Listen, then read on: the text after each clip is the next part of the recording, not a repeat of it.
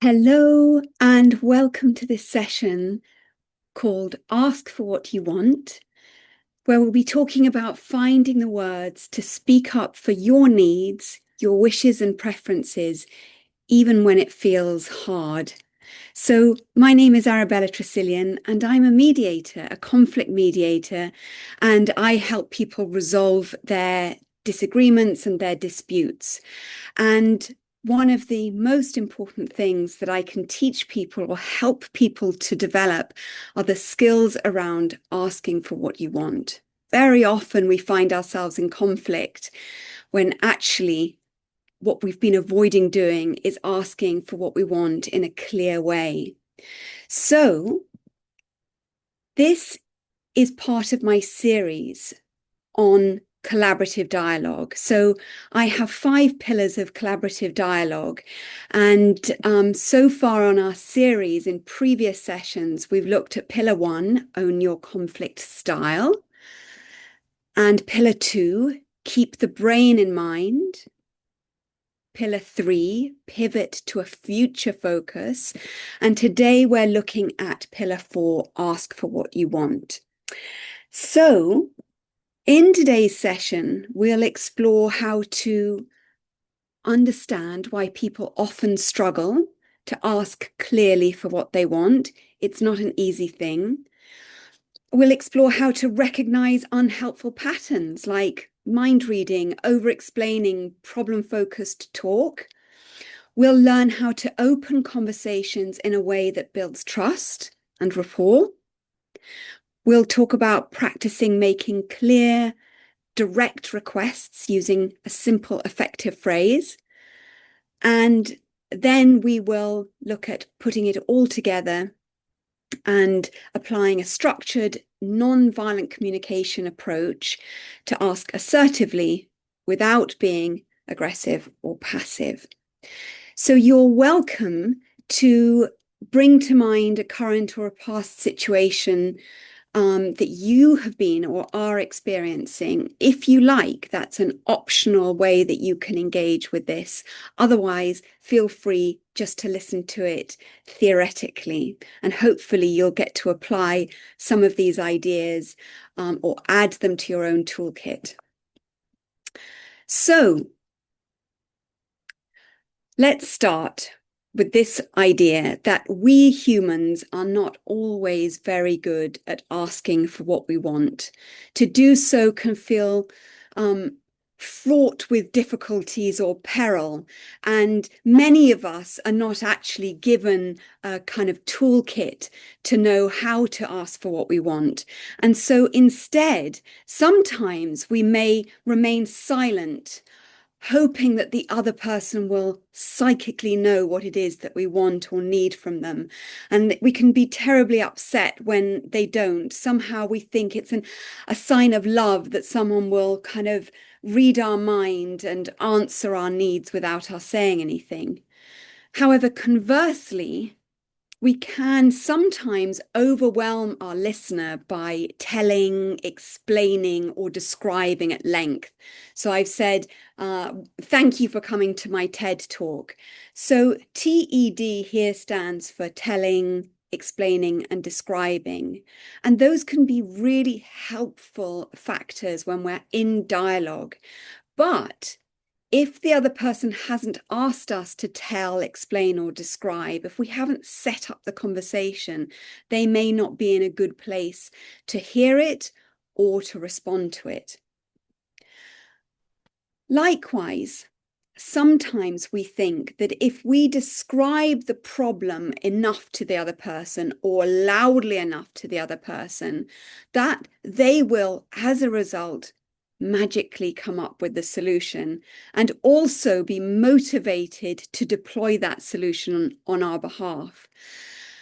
But actually, the psychology there is not in our favor. So actually, this other person is not only confused, but they're probably feeling perhaps blamed or threatened and somehow overwhelmed.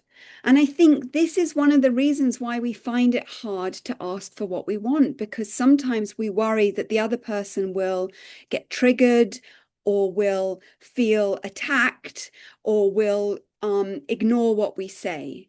So today's session is very much about setting up a conversation that will go well, because it's important for good interpersonal relationships that we can ask for what we want without feeling that we are putting ourselves upon someone with our needs, or asking too much. Asking for what we want is the beginning of a negotiation. And actually, in the next session, we'll talk about how we follow up this asking with our negotiation. So the very first step is that we need to ask ourselves, what solution am I requesting of them, the other person, for the future? And we really looked at that in my last session called Pivot to a Future Focus. And that was moving from a problem-focused mindset where I just sort of list everything that is wrong, to being able to think about and then articulate a future-focused solution. So before we ask for what we want, obviously we need to have come up with this solution and think about making that request. So that's something for us to do in our own time. Once we've done that, then our first step of asking for what we want is to open the conversation. And we want to open our conversation using ways that build trust and rapport. This isn't about manipulating someone else. It's actually about making each other feel safe. And this takes me back to the second pillar, which was keep the brain in mind. So when we are communicating with each other, it's important to know that we're brains and nervous systems trying to communicate, and the words do part of the work. But the most important work that those words can do is to make us feel safe with each other. Okay, so how might we go about opening the conversation?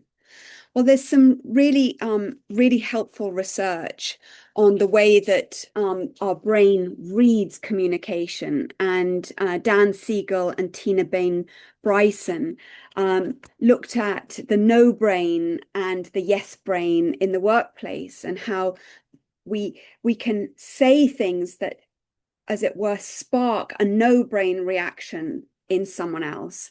So if we try and open a conversation by saying, I'm sorry, but, that is going to spark a kind of hot no on the part of the other person. Similarly, I understand, but, or it's unacceptable, or unfortunately, or it's our policy, or this is how we do things here, the sort of institutional we. And I put the zero tolerance policy sign there, or a kind of indication of it, because sometimes in organizations I see this kind of like this sort of hand up, whatever you say, it's a zero tolerance, we're not going to listen. And I think often that can make people find it very difficult to raise their complaints. So how can we allow the brain to respond with a yes? Well, the research shows that, if we start our conversation by acknowledging impact of what has happened in the past, let's say there's been something difficult, or inviting the other person to tell us something more about themselves or the situation, or saying, can you help me understand? Or that sounds confusing, upsetting, or how are you feeling about this situation? Or using a collaborative we. A sort of, I'm wondering how we can approach this. These are ways by which the other person is likely to receive our conversation opening with more confidence and more rapport. You may have come across the Gottman's 4 horsemen of the apocalypse in relationships, and they talk about these 4 horsemen are criticism, contempt, defensiveness, and stonewalling.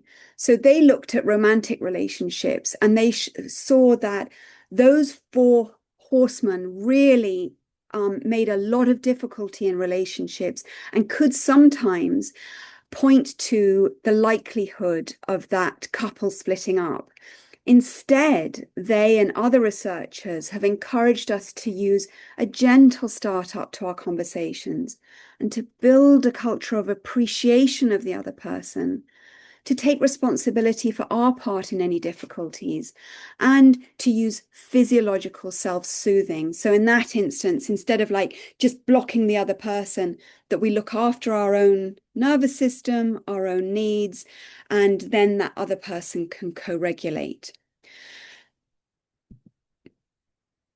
Then other phrases that we use to initiate a conversation are, on the one hand, those phrases that acknowledge and validate feelings, ours and theirs, using things like I sense, or it sounds like, or I'm sorry that had this impact on you, or if someone has already raised something, so what does that make you feel? Or would you like to talk about how this makes you feel? I'm sorry that XYZ has made you feel.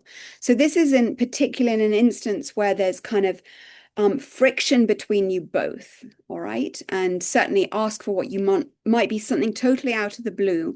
But as you know, my work sits particularly where there's friction and tension. So it can really help to acknowledge and validate what has happened before. And before we ask for what we want, make our requests, to begin by exploring perspectives of the other person. So if things have been difficult, saying, I know we had a difficult conversation the other day. How was that for you? Or would you feel comfortable to tell me more, explain, describe? That's the TED Talk, but we're inviting it from the other person. Those are really good phrases for setting up open questions that allows the other person to speak freely. And am I right in hearing you say that? Or was I right in hearing you say that? What's your current understanding of the situation? And I'm wondering what makes you feel that, for example, if they've said, you don't like me, I'm wondering what makes you feel that I don't like you. Not why do you think that I don't like you, or why did you say that? Why can come across as a sort of threatening question, but I'm wondering what makes you feel that is more in a kind of, we're in a state of curiosity rather than demanding. Okay, so these are all phrases that we can use to just acknowledge things that have been past or that are current and engage in a conversation that invites the other person's feelings and perspectives into the room. And I mentioned appreciation under the Gottman's work, but I would really emphasize the power of appreciation. So in many of my mediation cases, if both parties or all parties are willing, then one of the very first things we do in a joint mediation meeting is share something that we've appreciated about each other, either things that have been done or qualities in each other. And that just settles the other person's nervous system. It makes us feel less threatened. You simply don't feel as threatened by someone who has just told you that you loved it when they brought in a birthday cake for you, or, they think someone has said to you, oh, I think you're really good at what you do. We settle and we relax. So we want to be sincere, and it doesn't have to be something great, but it really helps if we can let people know what we see in them, what we value in them, and remind them that we are still there, whatever things have been, however hard things have been, that we are in touch with the aspects of that person that we appreciate. So we've opened the conversation. Let's move to step 2. Step 2 is that we're going to make our request. And this is really about being clear and finding the words and actually saying the thing, not insinuating it, not hinting it, not hoping the other person will guess it, not saying the negative so they can give us the positive. And in another session, I talked about my worry-hope pendulation technique. So a very simple way of launching into our request is simply to say, my worry is this, but my hope is that. So my worry is that we're going to arrive at the event late. My hope is that we might be ready to leave a good half an hour early. Would that be okay? All right. So we're not demanding, I want you to be on time and I want us to leave half an hour early. We're putting it very much in language about ourselves. My worry is, my hope is, would that be okay? And there's been some really good research actually about the way that we can use I phrases, phrases starting with the word I. And this was particularly around the COVID era, where research was done and protocols developed for delivering very difficult news. And there's this set of phrases, I wish, I worry, I wonder. So it might be that a healthcare professional might need to break some difficult news to a family member about their patient who's very unwell. And they might say, I wish that we could do something differently. I wish there was something more that we could do. I wish that things weren't like this. Then I worry. I worry that if we let things run as they are, so it might be that someone was on very invasive intervention on an intensive care unit, and actually it was very burdensome for the patient. So I worry that if we let things run as they are, it will be very difficult for your family member.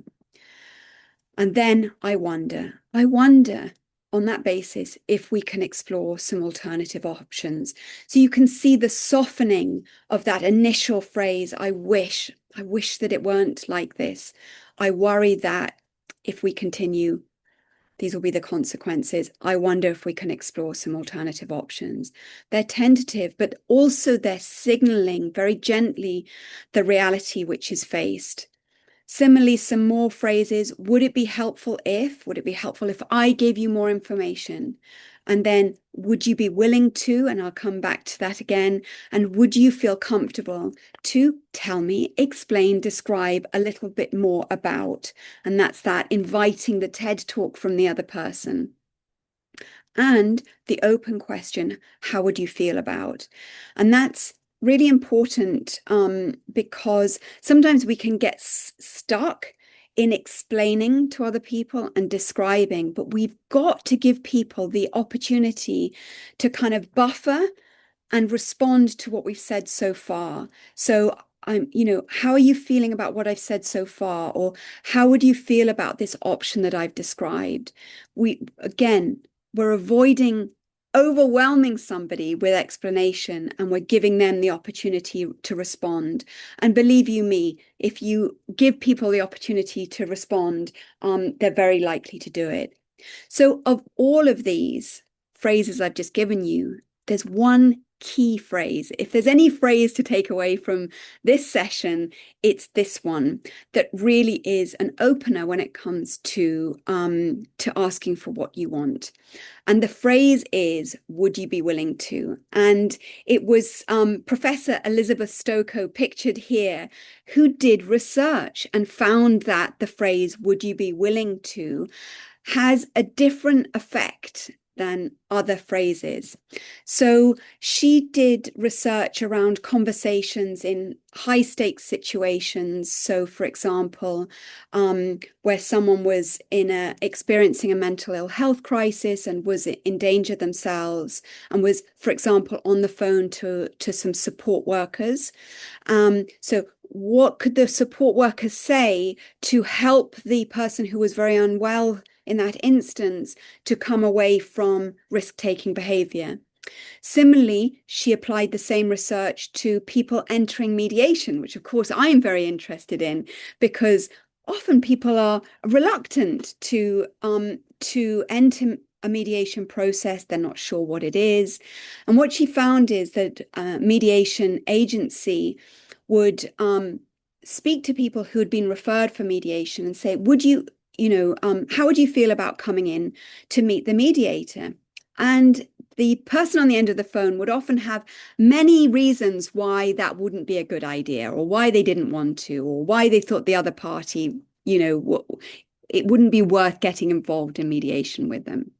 But when the the mediator or the administrator said to the previously reluctant mediation participant, would you be willing to come in for a meeting? Elizabeth Stokoe says, as soon as the word willing was uttered, people would say, oh, yes, definitely. They would actually interrupt the sentence to agree. And what Professor Stokoe said is that, as humans, we want to be seen as being willing. We want to be seen as being helpful. There's a good nature that lies within us. So actually, if we're asked if we would be willing to do something, often our response is yeah, of course. Now we have to use this with care. And, we don't want to use it in any way to manipulate someone else. But actually, if we've got a request that we've considered of another person and we're struggling to find the words, then an open way is to say, would you be willing to? The person can always say no. So it's not a demand, it's not a threat, but it is what the research and evidence shows is the most open way to put forward your request. So we started the conversation, we found a way to make a request, but let's put all of this together in a slightly broader format. And I'm going to use the absolutely crucial and wonderful work of Marshall B. Rosenberg. His book, Nonviolent Communication, is a kind of textbook for any of us working in peace building and conflict resolution. And it is a format, really, it is boiled down to a set of 4 steps that you can use within a conversation that provoke empathy, collaboration, authenticity, and freedom, he says, within conversations. So often in conflict, we talk about the idea of a conflict iceberg. You might see someone in conflict being angry. That's the visible part of the iceberg. But underneath the iceberg, down in the depths of the sea, there's so much more. Our personal history, our lived experience, adverse childhood experiences, traumas, feelings, needs, fears about the future. So what nonviolent communication does is help us speak much more from the whole of our iceberg rather than just the sort of reactive bit at the top. So I'm going to share an example. I've done a lot of work with young adults and particularly university students who are sharing accommodation for the first time together, and unsurprisingly can find it difficult and need support in their communication. So an example is around shared responsibilities. So it might be that one tenant in shared accommodation says to another person, you forgot to put the recycling out again. Couldn't you be more organized? Now it'll all pile up outside and the landlord will see and the neighbors will think we don't care about the community. So the kind of accusation gets thrown. That's the visible part of the iceberg. But under the surface will be unmet needs, unexpressed feelings, and perhaps an upset nervous system, which is hard to articulate, particularly if we feel vulnerable with the other person. So let's see what it is that Marshall Rosenberg suggested in terms of how we might have a conversation to address something like this. So first of all, the first step from Marshall Rosenberg's perspective in nonviolent communication is observation. We want to be able to describe that which has triggered our judgmental or angry position, the thing that makes us say, that's not okay, you shouldn't have done that, or they're wrong. At that point, we can pivot to trying to name the observed facts of what has been seen and heard. And the phrase to use is, I've noticed, or I'm noticing that, and follow it with neutral facts, as specific as possible, not big sweeping generalizations like you never take out the recycling. Next, he says, we can share our feelings about it. This is very different to getting into a kind of debate about the rights and wrongs of recycling or who should have done what. If I say I feel or I felt about the situation, well, in a sense, that's my kind of that's okay for me to share. It's an I statement that simply gives data about how I'm feeling about that. It's not an accusation. It's information for the listener. Then Marshall Rosenberg says the third thing we can do is to state our needs and preferences. And here he talks about human needs that we all have, the need for honesty or justice or peace and quiet or fairness or certainty. He says these aren't kind of like special things to be begged for. We all have those needs. And if we can articulate the needs that are unmet for us to that other person, then we give them the opportunity to help us meet those needs.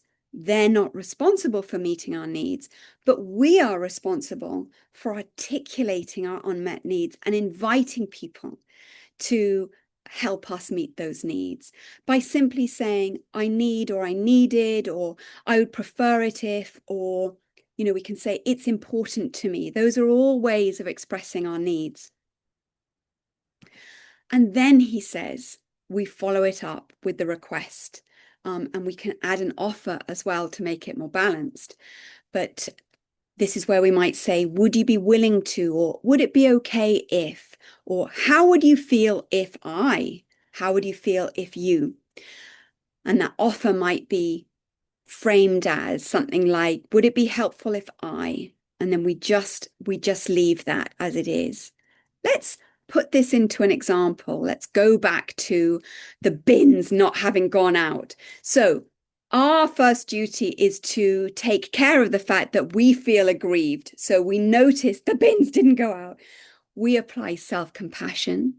We note our judgmental thoughts and we tend to the discomfort that we're feeling. And we take time to organize our script and then find the right moment for both of you in order to say, for example, hey, I noticed the recycling bins hadn't gone out yesterday. That's our observation. Share our feelings. I felt worried and anxious and a bit frustrated because now come our needs and which sort of point to our identity as well, or our values, because it's important to me to feel secure that the landlord knows we're taking care of the house and are responsible and reliable tenants and courteous neighbours. Request. In the future, when you're on the recycling rota, would you be willing to, there's our important phrase, would you be willing to put the bins out or let me know the night before if you can't? And here's my offer. I'll do it. I'll be happy to do it.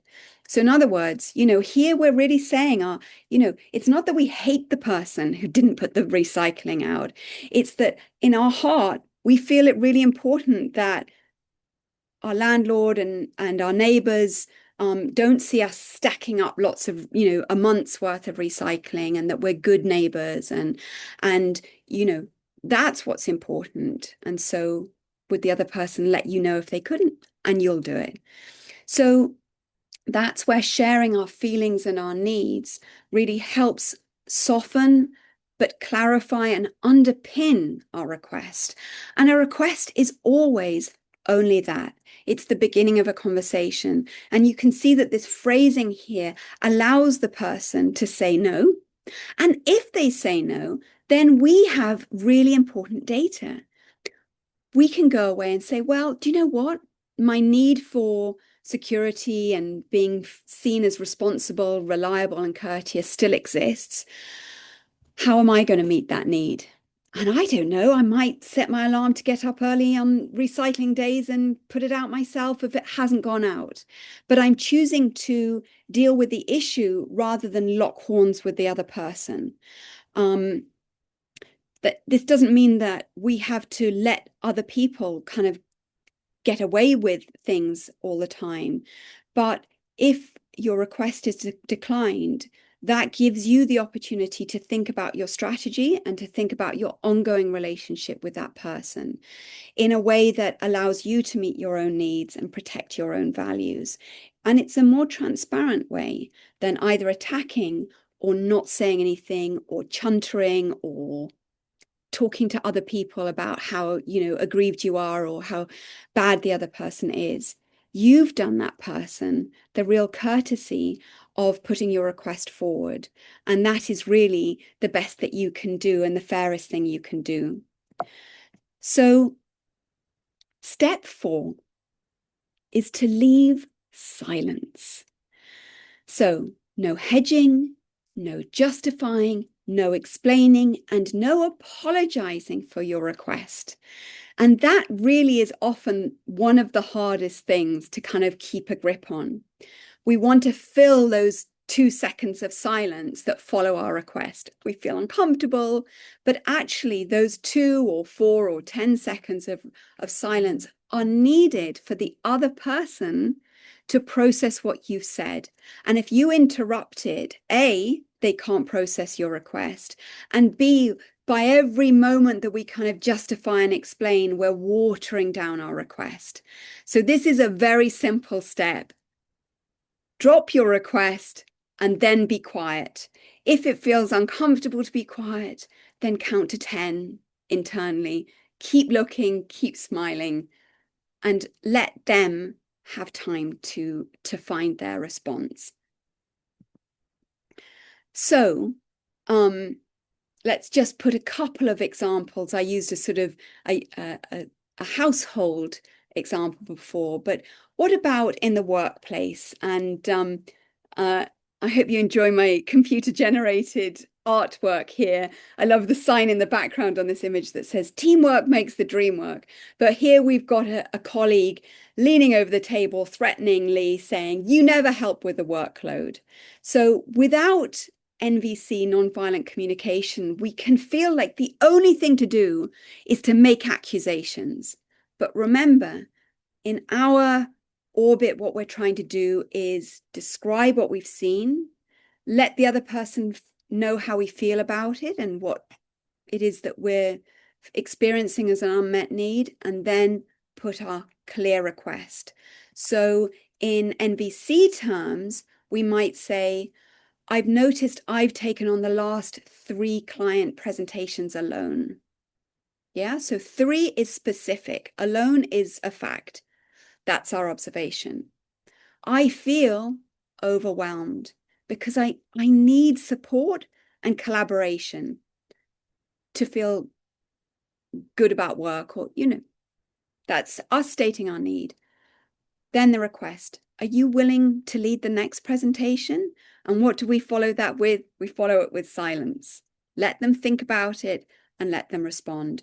And as I said, in a future session, we'll look at how we lock in win-win decisions, how we, kind of follow this up with negotiation, because that's what it's about. A good request is not necessarily a yes or no answer.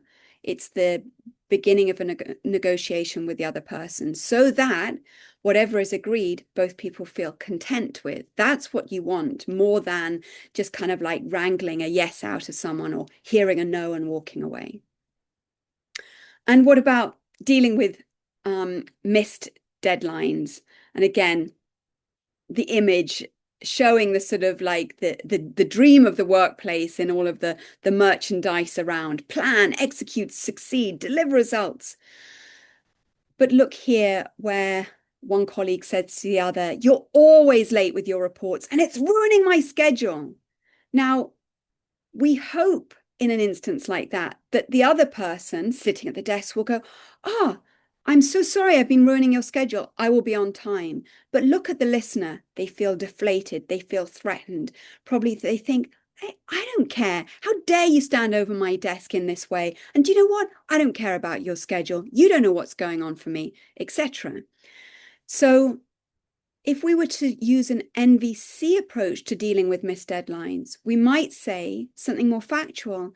"I've noticed the report was not submitted by 2 p.m. yesterday." 2 p.m. as we'd agreed. Now, I feel anxious because I need reliability to be able to complete my own work. Would you be able to notify me the morning of a deadline if it's going to be late? And notice how often we're responding to a disappointment by making a request for the next time, for the future, rather than just railing about the past and the present. We're saying to ourselves, I don't want this to happen again. So I'm going to make an arrangement with this other person around what it will look like next time. And I'm going to get their buy-in so that I'm not in this place feeling anxious and like my schedule has been turned upside down. So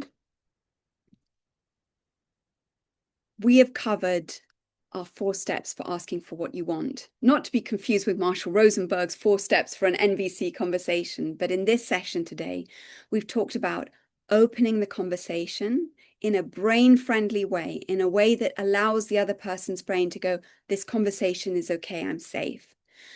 2, we learn to make our requests using, for example, the phrase, would you be willing to? And this just takes practice. Let's practice it in all arenas so that we can, A, feel more comfortable about it, and B, see that it works. Reassure ourselves that though it might feel weird or awkward or too forward to ask something of someone directly, that actually it works.